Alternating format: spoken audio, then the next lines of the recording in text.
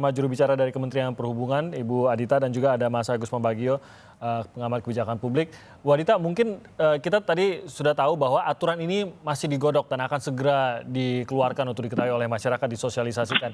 Nah, mungkin agar masyarakat bisa lebih serius menanggapi larangan mudik ini dan juga apa yang terjadi kalau mereka melanggar larangan ini, tentu akan ada sanksi-sanksi seperti yang dikatakan Mas Agus tadi, dan Mas Agus menekankan sanksi ini menjadi sesuatu yang penting. Nah, sanksi seperti apa yang sedang dibicarakan paling tidak sejauh ini? Apakah memang ada sanksi denda kah atau administrasi seperti tadi dikatakan Mas Agus, atau seperti apa yang kemungkinan akan dimasukkan dalam aturan ini? Iya, kami memang sudah mempertimbangkan hal tersebut, dan di dalam peraturan itu juga akan dituangkan juga ketentuan mengenai sanksi. Sanksi pun akan kita mulai berlakukan juga pada tanggal 24 April, di awal penerapan ini akan dimulai. Jadi yang pertama adalah bahwa sanksi ini kita akan terapkan secara bertahap, Timothy. Karena begini, kita harus sadari ya, pelarangan mudik ini adalah satu yang sangat baru buat kita kan. Mungkin ini pertama kali dalam sejarah bahwa mudik itu dilarang gitu ya. Dan itu menjadi sebuah peraturan gitu. Oleh karena itu kita juga melihat bahwa ini perlu dikondisikan, tetap kita implementasikan larangan dengan sanksinya, namun kita akan terapkan sanksi tersebut secara bertahap. Yang pertama besok, yang pasti adalah ketika ada mudik yang melintasi batas-batas yang seharusnya tidak boleh dilewati itu, di checkpoint dia akan segera kita suruh balik, putar balik. Ya. Gitu. Dan juga nanti di titik-titik pengawasan seperti di bandara, di kemudian pelabuhan-pelabuhan penyeberangan, itu juga akan ada checkpoint untuk memastikan bahwa si orang yang akan keluar atau masuk ini adalah orang yang sebenarnya memang boleh, seperti petugas kesehatan dan sebagainya tadi. Di luar itu pastinya akan disuruh untuk kembali pulang.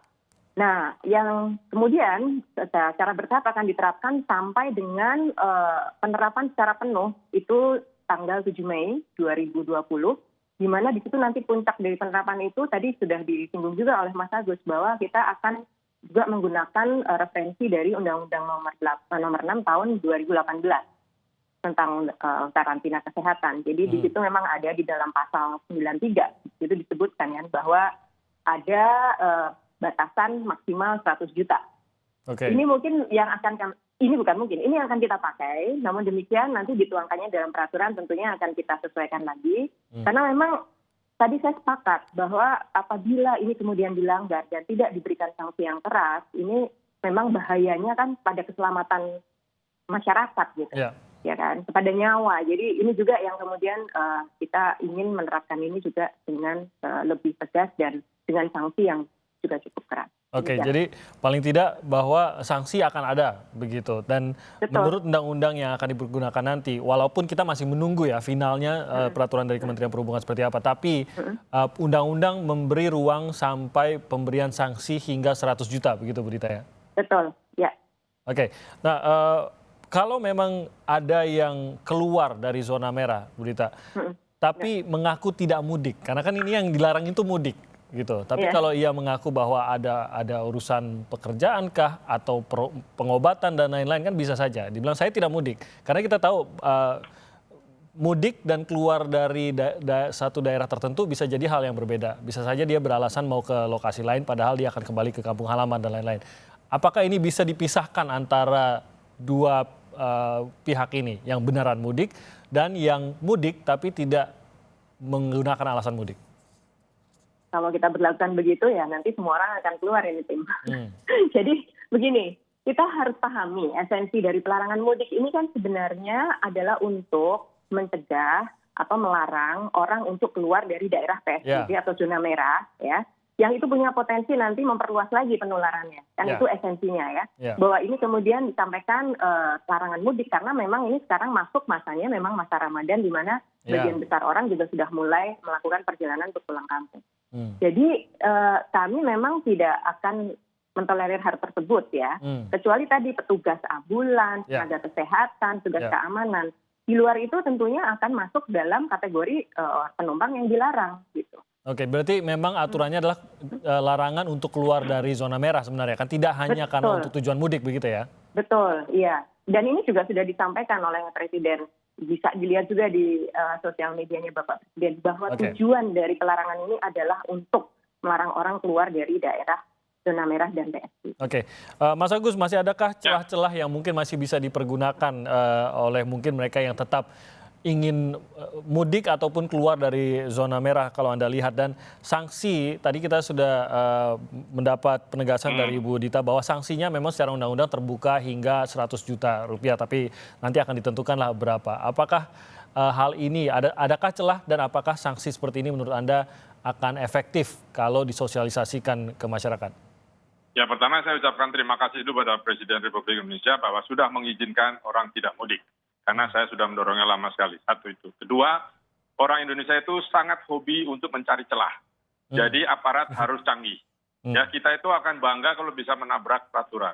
Ya, itu harus diingat. Nah, jadi sekarang adalah bagaimana penerapan hukum itu berjalan. Celahnya pasti ada dan pasti dia cari. Sehingga misal dilihat loh, katanya nggak mudik kok bawa barangnya banyak, misalnya begitu ya. Banyak cara yang harus di-exercise. Itu yang kedua. Intinya pokoknya tidak boleh ada pengecualian.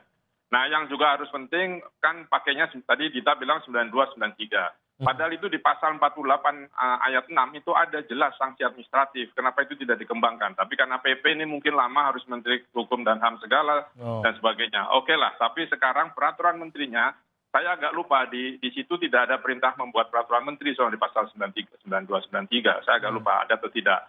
Nah, kalau tidak ya itu harus dipakai, tapi harus dijabarkan berapa. Sekali lagi ada ahli hukumnya di Kementerian Perhubungan itu yang bisa menjabarkan, nanti saya akan kontak dia pribadi. Oke, jadi nanti akan lebih jelasnya, dan apakah menurut Anda harus sampai ke hukuman maksimal? Setidaknya untuk membuat gentar lah mereka yang... Nggak usah, saya bilang ini kan kita mencegah supaya kita tidak tertular. Kasus di Garut itu yang orang lari dari rumah karantina kemudian menularkan ratusan keluar kakak, itu kan salah contoh-contoh yang berbahaya. Jadi cukup dikasih denda. Saya ambil contoh gaji itu Rp500.000 kalau melanggar.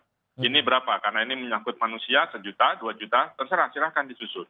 Pokoknya harus ada denda supaya masyarakat jerah tidak melakukan itu. Bagaimana caranya? Ya, tugasnya regulator untuk mengatur itu dan tugasnya aparat di jalan untuk menegakkan. Oke, baik Bu Dita, sebelum kita memasuki hari pertama larangan mudik ini, apa yang harus diketahui masyarakat atau mungkin ada himbauan dari Kementerian Perhubungan? Ya, yang pertama kami berharap ya seluruh lapisan masyarakat itu memahami betul esensi dari pelarangan ini. Walaupun ini sesuatu yang mungkin tidak biasa dan mungkin terdengar aneh sekali gitu ya. Tapi ini harus disamakan dulu persepsinya bahwa tujuannya ini adalah untuk mencegah COVID-19 lebih luas lagi ya, dan ini untuk keselamatan kita bersama gitu. Dan kami dari sektor transportasi ini memang sangat menyadari bahwa transportasi ini menjadi bagian dari yang punya potensi untuk menyebarkan tersebut karena disitulah tempat berkumpulnya orang, kemudian memindahkan orang dari satu tempat ke tempat lain. Nah, oleh karena itu, pengaturan transportasi di saat pelarangan mudik ini menjadi sangat penting. Dan pelarangan-pelarangan yang sudah kami tetapkan nantinya di dalam peraturan ini, ya adalah sesuatu yang mohon untuk bisa ditaati, gitu ya. Dan ini perlu kesadaran semua pihak, karena kalau hanya regulator yang membuat peraturan, aparat menegakkannya di lapangan, tapi kalau masyarakat masih tetap ngeyel, ya bahasa Jawanya, dan mencari celah-celah yang tadi Mas Agus sebutkan, ya ini nantinya kerugiannya sebenarnya akan kembali kepada masyarakat sendiri gitu. Jadi ini yang kami tekankan agar kemudian bisa sama-sama mari kita mentaati peraturan ini dan sama-sama juga mohon bantuan masyarakat juga untuk ikut mengawasi apa yang nantinya menjadi sebuah larangan. Jadi yang diuntungkan adalah masyarakat dan keluarganya sendiri begitu ya kalau memang memilih untuk tidak mudik. Baik, Ibu Adita Irawati, juru bicara Kementerian Perhubungan, terima kasih banyak atas waktunya pagi hari ini, dan juga Mas Agus Pambagio, terima kasih atas waktunya Mas Agus. Terima kasih.